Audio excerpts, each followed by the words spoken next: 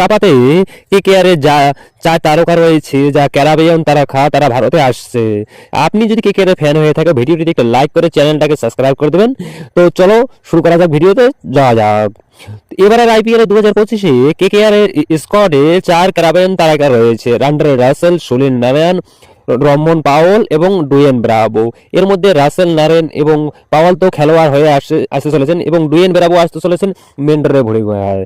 তারা একই ফ্লাইটে আসবে, তারা 10ই মার্চ ভারতে আসছে তারা, এবং 11ই মার্চ থেকে ইডেন গার্ডেন্সে শুরু হতে যাওয়া কেকেআর যে ট্রেনিং ক্যাম্প রয়েছে তারা সেখানে যোগদান করবেন একই সঙ্গে। কেকেআর প্রথম ম্যাচ 23শে ম্যাচ রয়েছে আরসিবির সঙ্গে। তার আগেই নিজেদেরকে কেকেআর একবার ঝালিয়ে নিতে চাইছে। কেকেআর বেটিং লাইন অফ আগের থেকে এবং বিধ্বংসী হতে চলেছে। আন্ডারে রাসেলের পাওয়ার হিটিং, রমন পাওয়ালের ব্যাটিং এবং সুনীল নারায়ণের স্পিন দিয়ে তাকে তাভাই মাচিয়ে দেবে, নেক্সট লেভেলে নিয়ে যাওয়ার ক্ষমতা রাখে। এবং ডুয়েন ব্রাভোর মতো অভিজ্ঞ প্লেয়ার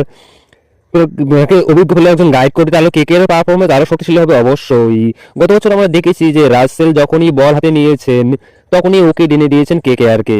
তাই এবারও শুধু ব্যাটিং নয়, তিনি বোলিং দিয়েও ভালো কিছু করতে দেখাতে পারবে আশা করতেছি।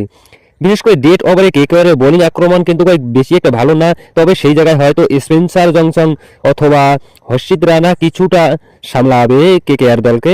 এবং মিডিল ওভারগুলোতে এসে রাসেল 1 থেকে 2 ওভার দায়িত্ব তো পাবেই। তো এই তারকারা ভারতে আসার পর থেকে তারা পুরোপুরিভাবে পরিস্থিতি নিবে আইপিএল 2025-এর জন্য।